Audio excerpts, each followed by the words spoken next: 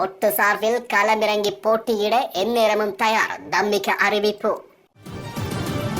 ரணில் பசீல் மீண்டும் இன்று சந்திப்பு. அரசியலமைப்பை மீறி சட்டம் இயற்ற முடியாது. புத்தளத்தில் இடம்பெற்ற அகில இலங்கை மக்கள் காங்கிரசின் எழுச்சி போராட்டம். தேர்தலுக்கான அச்சிடும் பணிகள் ஆணைக்குழு வெளியிட்டுள்ள விசேட அறிவிப்பு. கட்டுநாயக்க சர்வதேச விமான நிலையத்தில் பெண் ஒருவர் அதிரடி கைது, சிக்கிய மர்மம். கொழும்பில் இடம்பெற்ற கோர விபத்தில் பெண் ஒருவர் பரிதாபமாக உயிரிழப்பு.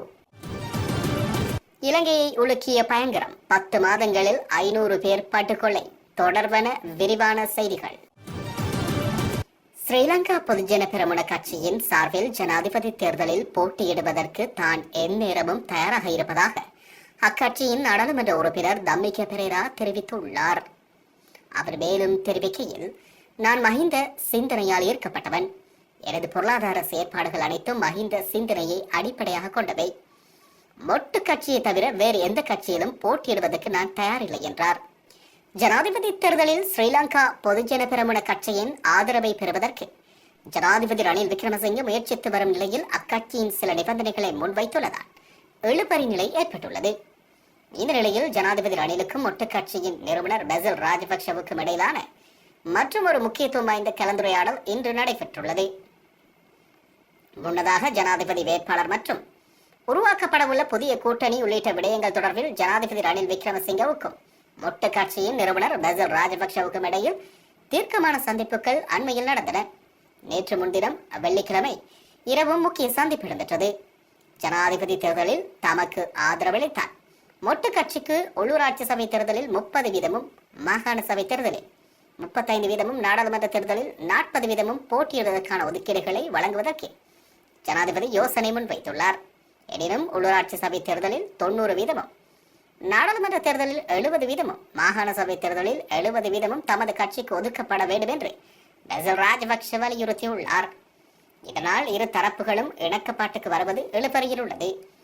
இதேவேளை ஜனாதிபதி தேர்தல் தொடர்பான தமது கட்சியின் நிலைப்பாட்டை மொட்டு கட்சி நாளை அறிவிக்கும் என்று ஏற்கனவே செய்திகள் வெளியாகியிருந்தன.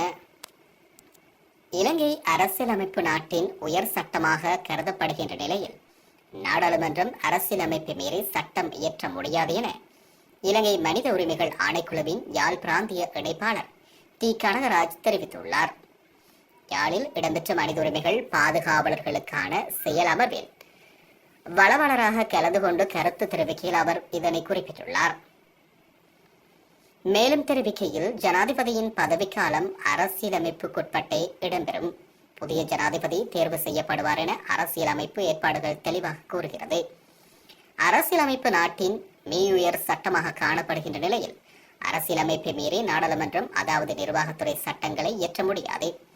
குற்றவியல் சட்டத்தின் கீழ் கைதுகள் நியாயமான சந்தேகத்துக்கு அப்பால் நிரூபிக்கப்பட வேண்டும்.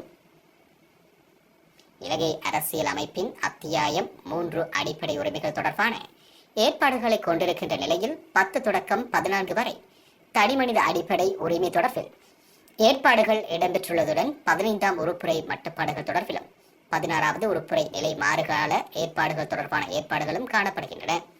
ஆகவே இலங்கை அரசியலமைப்பு நாட்டின் மீயுயர் சட்டமாக காணப்படுகின்ற நிலையில் மக்களின் உரிமைகளை பாதுகாக்கவும் சட்டத்தின் ஆட்சியை நிறைவேற்றுவதற்கும் அவை மீறப்படும் சந்தர்ப்பங்களில் பரிகார நீதியை பெறுவதற்கும் வழிவகுக்கின்ற நிலையில் நாடாளுமன்றம் அரசியலமைப்பை சட்டமியற்ற முடியும். எனவே யாழ் பிராந்திய இணைப்பாளர் டி கனகராஜ் இதனை தெரிவித்துள்ளார்.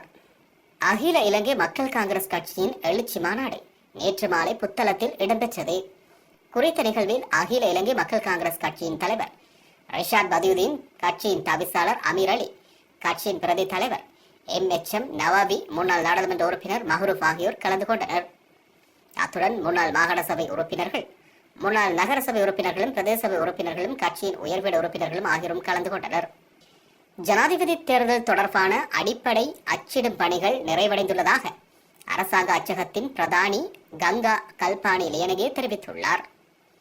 இதற்கான ஆவணங்கள் தேர்தல் ஆணையத்திடம் ஒப்படைக்கப்பட்டுள்ளதாக அவர் தெரிவித்துள்ளார். இதன்படி ஜனாதிபதி தேர்தலுக்கான வேட்புமனுக்கள் அச்சடிக்கும் பணிகளும் பிணைத்தொகை வைப்புத் தொகையும் இதுவரை நிறைவடைந்துள்ளன. தேர்தல் அதிகாரிகளை நியமிப்பதற்கான வர்த்தமானி அறிவித்தலும் பத்திரிகைகளால் வெளியிடப்பட்டுள்ளது. அதன்படி ஒவ்வொரு மாவட்டத்தின் மாவட்ட செயலாளரை தேர்தல் நடத்தும் அதிகாரியாக நியமிக்கப்பட்டுள்ளது. மேலும் ஒவ்வொரு தொகுதிக்கும் உதவி தேர்தல் அலுவலர்களை தேர்தல் ஆணையம் அதிகாரியாக ஆணையகம் நியமித்துள்ளது. இந்த நிலையில் எதிர்வரும் தேர்தலுக்கு தேவையான ஆவணங்களை அச்சிடும் பணிகள் தற்போது தொடர்ச்சியாக மேற்கொள்ளப்பட்டு வருவதாக அச்சகத்தின் தலைவர் மேலும் தெரிவித்துள்ளமை குறிப்பிடத்தக்கது. கட்டுநாயக்கா சர்வதேச விமான நிலையத்தில் சீன பெண் ஒருவர் சுங்க திணைக்கள அதிகாரிகளால் கைது செய்யப்பட்டுள்ளார். வெளிநாட்டில் தயாரிக்கப்பட்ட சட்டவிரோதமான சிகரெட்டுகளை நாட்டிற்குள் கொண்டு வந்த நிலையில் அவர் கைது செய்யப்பட்டுள்ளார். குறித்த பெண் நேற்றிரவு மலேசியாவிலிருந்து இலங்கை வந்தபோது கைது செய்யப்பட்டதாக சுங்க ஊடக பேச்சாளர் சீவலி அருகொட தெரிவித்துள்ளார். கைது செய்யப்பட்ட பெண்ணிடமிருந்து 29,200 சிகரெட்டுகளை சுங்கத்தினர் கைப்பற்றியுள்ளதாகவும் அவற்றின் பெறுமதி சுமார் 43,40,000 ரூபாய் எனவும் அவர் குறிப்பிட்டுள்ளார். கொழும்பு மாலம்பே கோகந்தர பகுதியில் ஏற்பட்ட வாகன விபத்தில் வயோதிக பெண் ஒருவர் உயிரிழந்துள்ளார். விபத்து சம்பவம் நேற்றைய தினம் இடம்பெற்றுள்ளது. சம்பவம் தொடர்பில் மேலும் தெரிய வருவதாவது, வேக கட்டுப்பாட்டை இழந்த முச்சக்கர வண்டி ஒன்று பேருந்து தரிப்பிடத்தில் நின்று கொண்டிருந்த வயோதிக பெண் ஒருவர் மீது மோதியது இந்த விபத்து சம்பவித்துள்ளது. விபத்தில் படுகாயமடைந்த பெண் ஹோமாகம வைத்தியசாலையில் அனுமதிக்கப்பட்ட நிலையில் சிகிச்சை பலனின்றி உயிரிழந்துள்ளார். சம்பவம் தொடர்பில் முச்சக்கர வண்டியின் சாரதி கைது செய்யப்பட்டு விசாரணை மேற்கொள்ளப்பட்டு வருவதாகவும் போலீசார் தெரிவித்துள்ளனர்.